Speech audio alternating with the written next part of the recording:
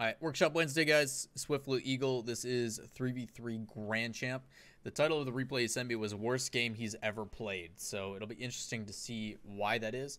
He does have a marker in the replay, as you guys can see, roughly about a third of the way in, or fifth of the way in, third of fourth, I don't know, somewhere in the way in. So we'll see why he saved it, but we'll figure it out. Anyway, this is SwiftLilEagle Grand Champ 3v3.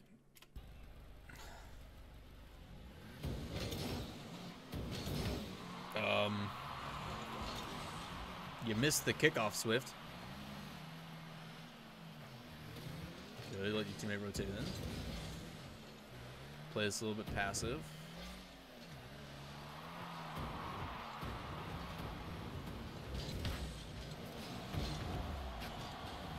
Okay. So, this part's fine. You had 94 boost here. Why are you expending boost to go get more boost? There's no point. If you want to deny it from this guy, I can respect that. But other than that, like, you're spending boost to get boost for no reason. The only way it's viable is if you're trying to deny it from this guy. But by doing that, you now cut in hard because you see the play react. If you would have just sat there and waited, you would have had a cleaner shot. So he expends boost to go across to get the 100. If he doesn't do that and he just stays in roughly this area, all he has to do is go forward and shoot this here. But because he cuts back across because the play is developing, he misses the shot. The other thing is you get underneath it. If the ball is here and you hit it from underneath that, it's going to add loft to it. If you jump first and then jump into it, I have to go back a little bit. Here. So if you jump now, you jumped and got the corner. It adds power to it, which is great, but if you jump earlier and then jump directly into it, it'll work. The other thing is you could just not jump and set yourself up for an aerial, because there is one person in net. The other option you could go, if you really wanted to play this, is instead of jumping there altogether, hold on, it's gonna do this weird loady thing. Instead of jumping here, you could approach this really slow because there's no one nearby. Closest guy is this dude. This guy's out of the play. Go on is behind you. You could roll up to this, slowly pop it up so it goes to about here. Self-serve yourself and then smash it either far or left. But a direct shot with this guy, he's still recovering. You should just be able to play a shot here. You're too far around it. You have to hit it like here. And you're underneath it. So your approach, just fix your approach. And that's part of that's because you went for that boost deny. I assume you're trying to deny the boost. It's the only reason I could see you doing it. Playing it at the same spot that he is makes it difficult because he can't change his momentum and go this way. But he's in the middle of recovering when you took the shot. You could have easily placed it anywhere over here and gotten a goal. Anyway, see how you guys recover. Half flip out.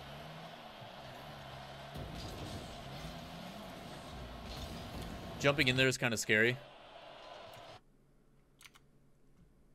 You have 3 players from orange already there.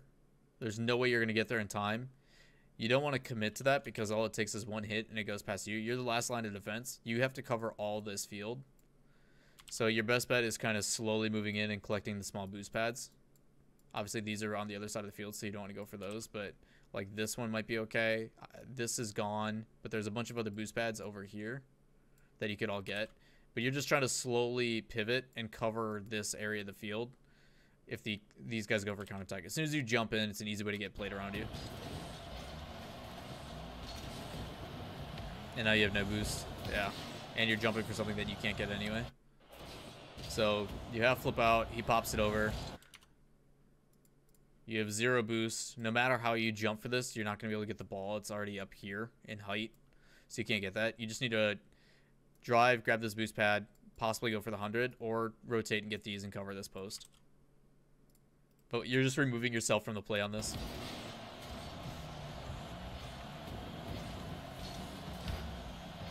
Good. Plays corner and gets the boost and stops the initial pass. I'm okay with the pre-jump there to cover the angle. And you guys are fine.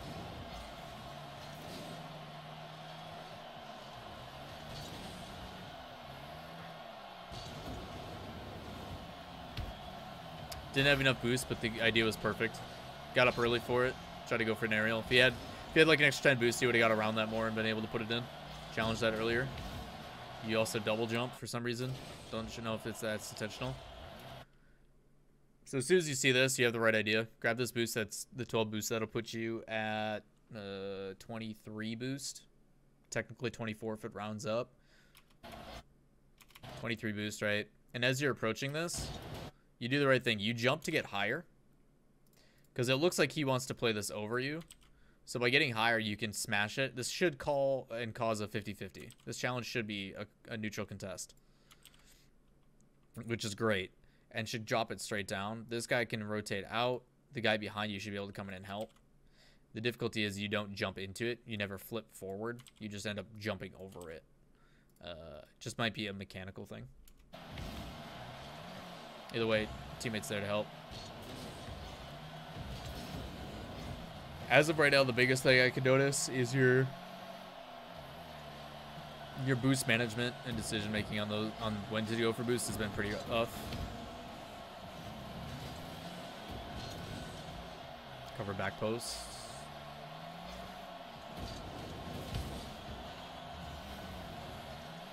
It's fine there. Got to give that guy someone to pass to. Two of you are committing. So the way this play develops, this is what I talk about being like when I say you're in a second role. So to put it into perspective, this player 1, player 2, player 3. This guy's the furthest guy back, so his job is to make sure that he supports this play develop. Everything up here, he is there to make sure nothing goes wrong. He's the last line of defense. Player 1's job is to bring this upfield and create an opportunity for player number 2. Okay? So as he's dribbling downfield, he can either get challenged and cause a 50-50. But what player 2's job here is by being this wide out, it's giving this guy an option to play it across. Difficulty is if you're too far away, you become useless in that play. So we're going to watch this go forward. You start to cut in here, which is great, but you want to be here. You want to be at the top of the box, so if a pass comes in, you're there to put a shot on target right away. Difficulty is you don't want to be too far forward because then it makes it really tough to hit back post. And if you're too close, it makes the shot too direct, and it makes it easy for someone to save. Because this guy's going to rotate and hopefully go here if he knows what he's doing, right? So you want to be roughly in this area of the field to be open for a pass. So if he does play it back inside, you have the best recovery.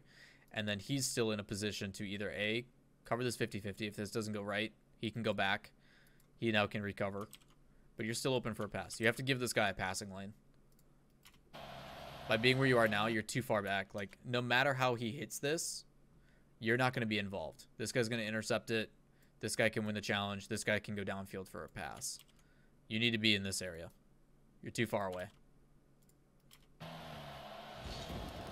As soon as this double commit happens, I know it's dumb. This is technically your ball. But as soon as this happens, backflip out and go out. Because you're technically the furthest one back now, and he looks like he's committed to it. So just get out of it. It's better to back off and let the mistake happen and be there for the recovery than it is to just commit to your mistake even though you're in the right. Just don't do it. Just back out. It's fine. If you're trying to rank up and get wins. Also, you have 52 boosts. Use that to recover and get down faster. I like the short rotation. You have plenty of boosts.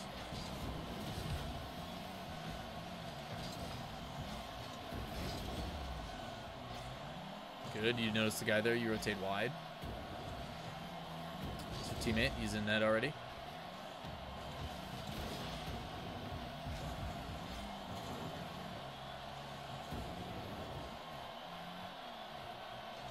No pass. You were in the right spot, though.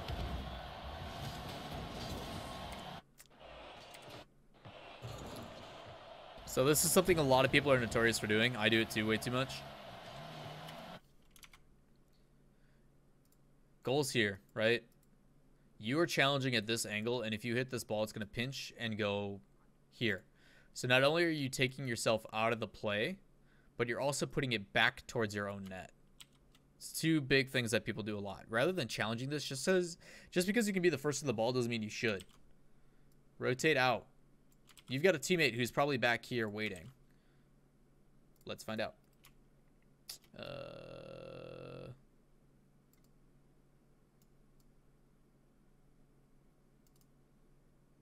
What do you know? Gub is in position. He's in the right spot. And by you challenging this, the best thing that's going to happen is you're going to get a very subtle pinch, and it's going to still land like here, which is still way too far away. Not what you want to do. I understand for the other guy, it's going to be a little bit awkward, which is okay. Go to player view, please. Thank you. It's going to be a little bit awkward, but your best play here is actually to let this go. You can either A, come in and go for a demo and get rid of one of the players, or just back out. You have a player who's already at midfield who's in a perfect position to watch this develop. Let him watch that develop, move out, and get out of the way. Because Pirate can come across, get a demo on this last guy. You could possibly demo this guy, and if this guy misses his hit, you now have a 1v3 with waiting for like a 2-second respawn. But by hitting this and pinching it, it's going to land soft anyway. And your teammate who's here still has to wait for that play to develop because he can't get a good angle on it anyway. Just back out. So you're going to see it here. It bounces straight out. He can't do anything with that. He's too far away. It doesn't come and pop out far enough to be like a dangerous spot either. I'd rather just have you let the other team. So if you do it the other way, right? And the team makes those plays, they all have to expend boost to get it out themselves. Which, if you guys play it right, you should deny, you should deny, you should be here. And you can have 3 people set up kind of like how you do have now to come in and attack.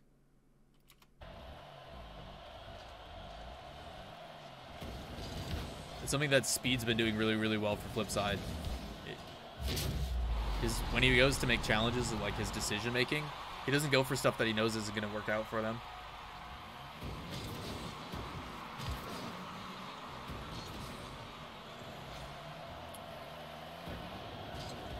Just go there for the block, almost. Right idea. That's dangerous. Wait, dash out. Good.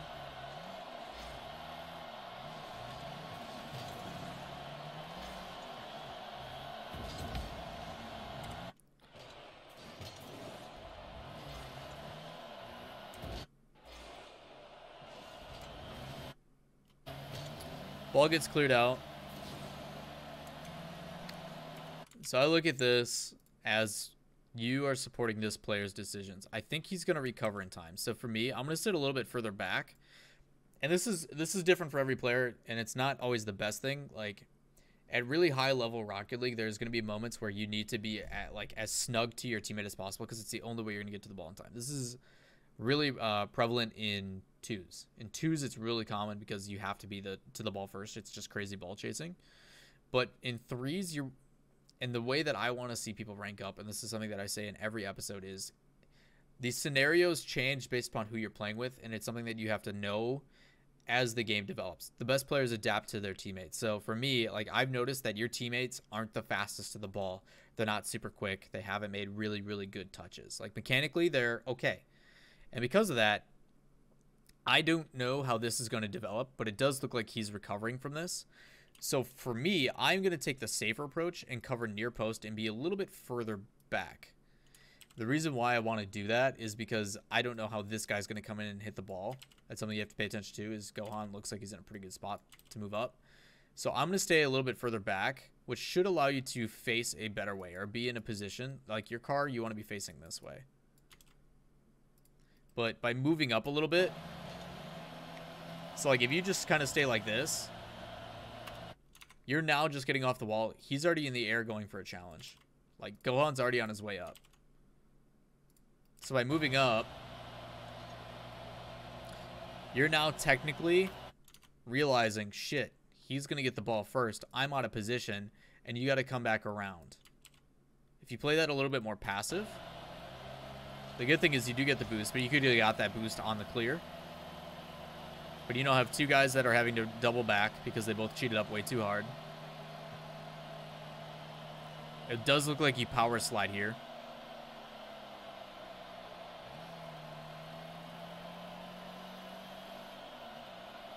You should be able to hit this with power. Your turn was kind of slow.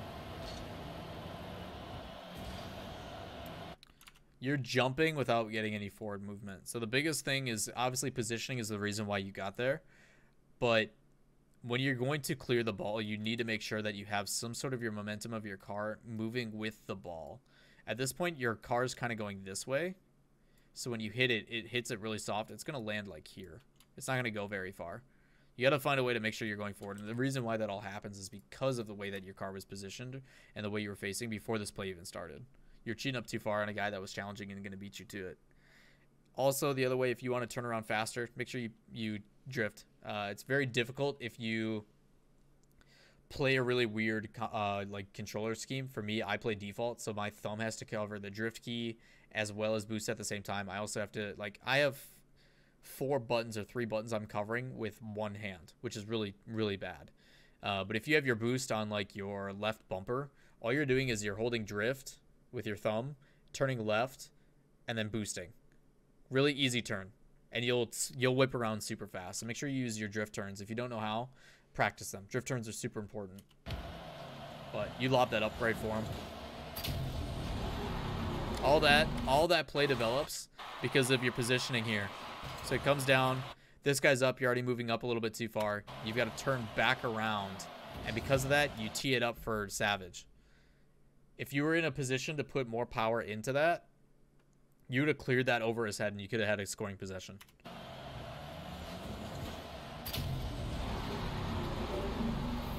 Looks like we get a kickoff goal right after this, too.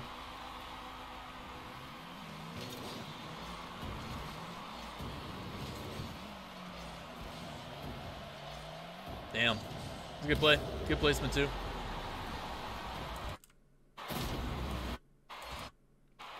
See how this kickoff happens.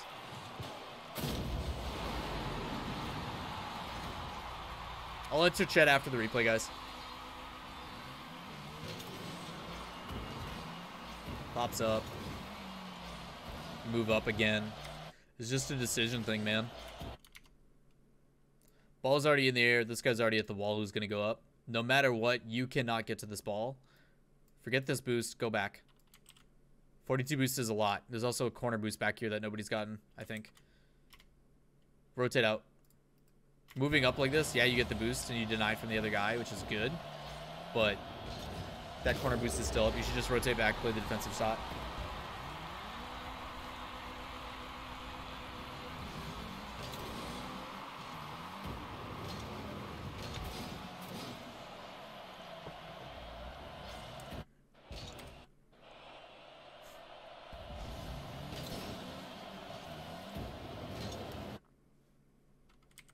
It's a little weird, bud.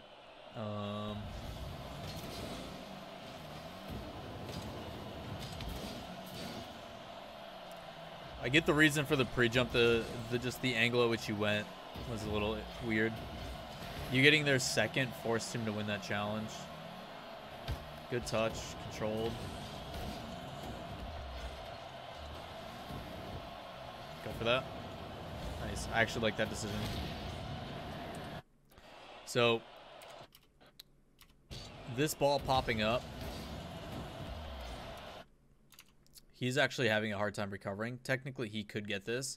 This should, ideally, if this was me, I would go up and try to play it straight down. I would hit it really soft and try to play it back to this guy because he's kind of in a pickle.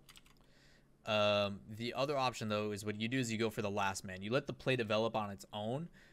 And the reason why I like that, this guy has to recover. This guy's retreating back. So technically it's between either revert or Gohan. With you being the furthest one up, you have to make a decision. Do I either pass it back from the air and play it back down, or do I go for the last guy? You can also go for boost deny. You have a lot of options here. I like the fact that because you are further back, you can basically take this man out of the play and now make it 2 attacking versus 2 retreating. Technically only 1 because he's still got a little bit before he can get back. So by removing this allows you guys to sustain offense, allows you to start boost denying. It's actually the better play than going for a pass. So you don't go for it. You realize I can't go for that, so I go straight for the goalie. You don't get him, but you do get the other one. That's great. Really like that. Turn back around after the boost. You try to play it mid. And Ninja Pirate messes up. They miss a shot. Wow. Okay. Grand champ, guys. So this play's fine. Going for it and continuing to go for it, not fine. So as soon as you play this in, continuing to go across, not a good idea. recovering it out. Gub missing that is atrocious. That should be a goal. Again, that's his positioning. It's the same thing as the clear you had earlier. He's cheating up for a play. It's actually not his fault here. This is Gub's shot. He's coming across. His angle is not going to go down. Pirate Hobo cuts rotation again. Not a good play. Gub starts to come in, realizes that this guy's committing, so he backs out.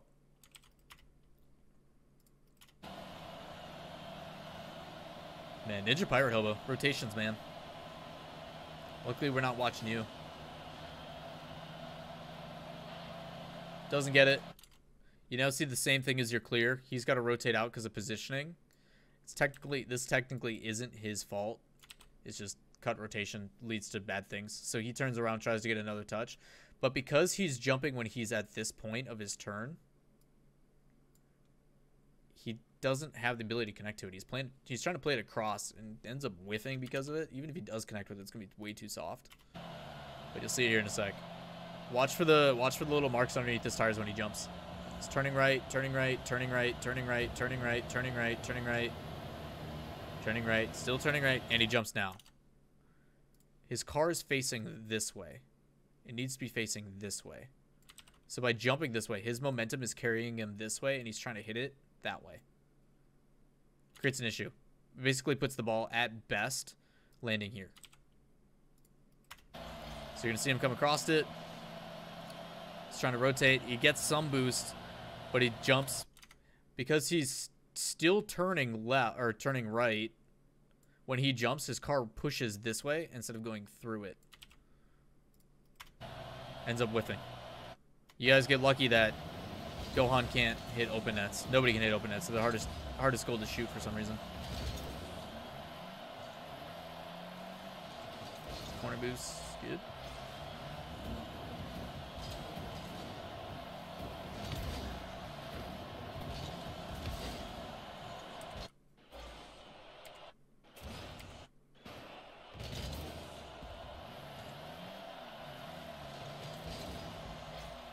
Okay, so Pirate Hobo goes for this. You're the guy supporting it. You should know as well. Player 1, player 2, player 3. Player 3 is back there. You probably let him go for it.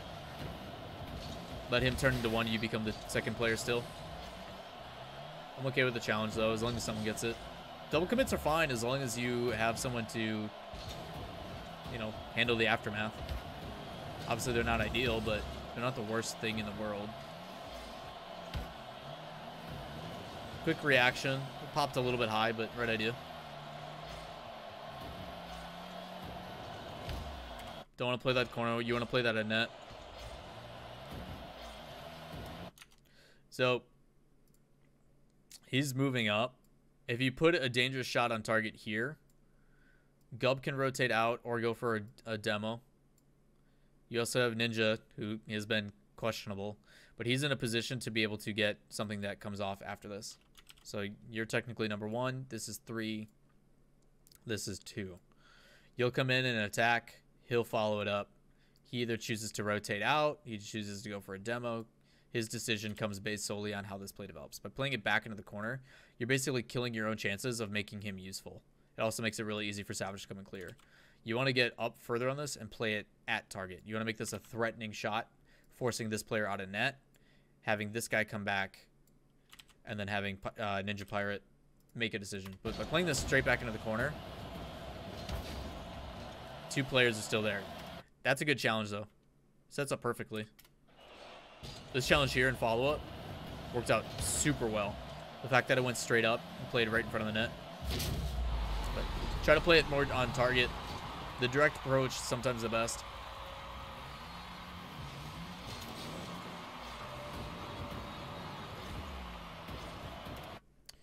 You say that if you don't carry your car's momentum with the ball, you can use air rolls to get extra power when your momentum is not right to score.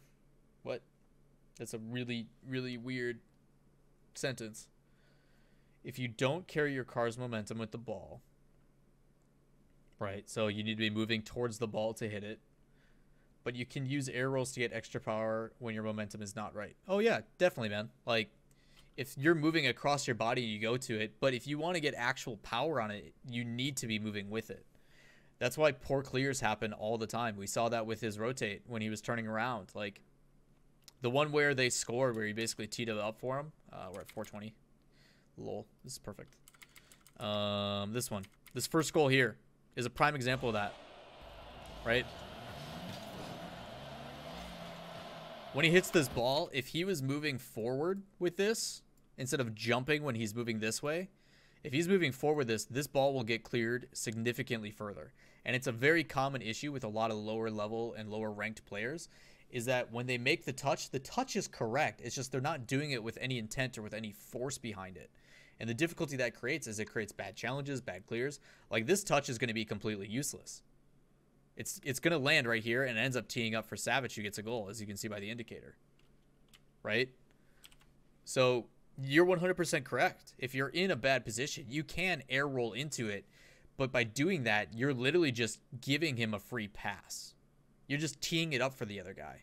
And that's what I mean by making sure your car momentum is going through. You need to make sure that you're moving forward, because if you're not going to clear it. You're just going to toss it into an area where they can come in and shoot it, which you see here. Tees it up. Shot. Now, the reason why this happened is because his positioning was off initially, as we talked a couple minutes earlier. But if he moves forward with that and gets some boost behind it, that ball now goes over this guy before he can react. It clears down into this area, and now he has two teammates ready to go and attack. Technically 3 if Gub half rotates. Right? Don't pros use that move too? You angle your car slightly off center and hit it with air roll with the corner of your car to get a lot of power? Yes. Obviously, this is the best place to hit the ball. That corner has like a pinch effect, technically. It applies a lot of power. So what a lot of pros will do is they're going to air roll before they get their hit. So you jump, and instead of hitting it straight on like this, you lean a certain way. So like if the ball is here, right, you jump and lean back. So when you air roll, it puts more of a swatting motion into the ball and hits it a little bit harder. The difficulty is even when you do that, it's still not as effective as making sure that you're getting momentum through the ball. It's okay, but it's still not as significant in power as you may think. The reason why you see pros do it is because it does add more power with the way that you're carrying the ball. So if you have your car's momentum, so if he's moving directly at the ball already, and then you do that, you get even more power, and that's why the shots from pros are so stupid and difficult to save.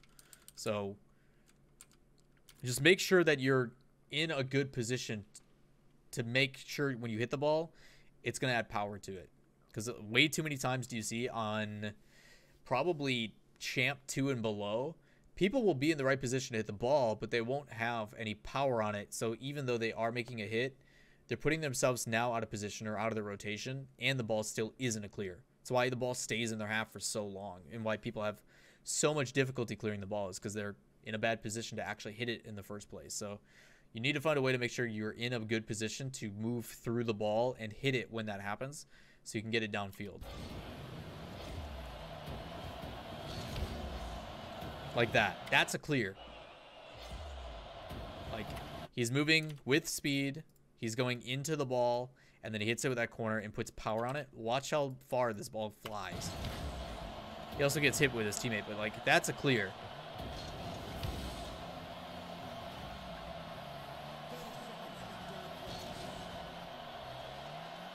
Don't go for that. Good. Good boy. You got Gub there. It's a 1v3. This should be an easy goal. It is. Good. So Swift played this really well at the back end too. So he doesn't go for that because there's 2 people up. Doesn't want to make a mistake. Pirate actually gets it. Gub does half rotate. Half rotate from Gub is fine. As the third man, your job is to literally watch what is happening develop before you. Gub realizes that he can be the first one at the ball, so he turns back around and gets to it. That's fine. You still stay as the third player. Still stay as the third player, and you just wait for this to develop. And you're going to watch him do that this whole last bit. Doesn't get in too far. He's still in a position to go back if he needs to. He's still able to go across and take a shot if he needs to. Player 1's going to take a hit. If it doesn't go well, player 2's there to make a position. Player 3's there to clean it up. He just continues to wait for this to develop. Goes back in case it doesn't. Turns back in. It's well done.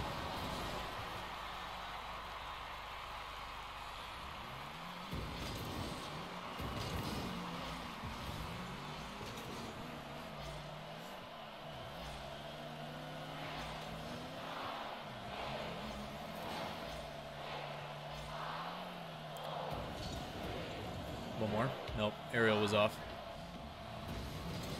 Still, good way to finish it out, Swift. Biggest thing for me is your positioning, and it's tough. When you have players like... So that whole game, I think a lot of it came down to his teammate who was cutting rotations and being kind of weird with the decision-making. I always play a little bit more passive. When I have players that I can't rely on what they're going to do, I have to play a little bit more defensive and just let the play develop a little bit. It goes back to how players in Plat should play, is wait for the mistakes to come out and then go for it. I by default take a supportive role. The other option, and if your teammates are okay with it, is you can play more aggressive, because then you can insert your capabilities and then let them make those decisions after. But it's something you have to communicate with your teams, and it's just as easy as typing in team chat and doing it with no animosity behind it. Just basically saying like, hey guys, do you mind if I go first in the rotation? Do you mind if I play a little bit more aggressive? And if they say no, then don't. But most cases at higher levels, people are going to be accepting of that, so should be fine.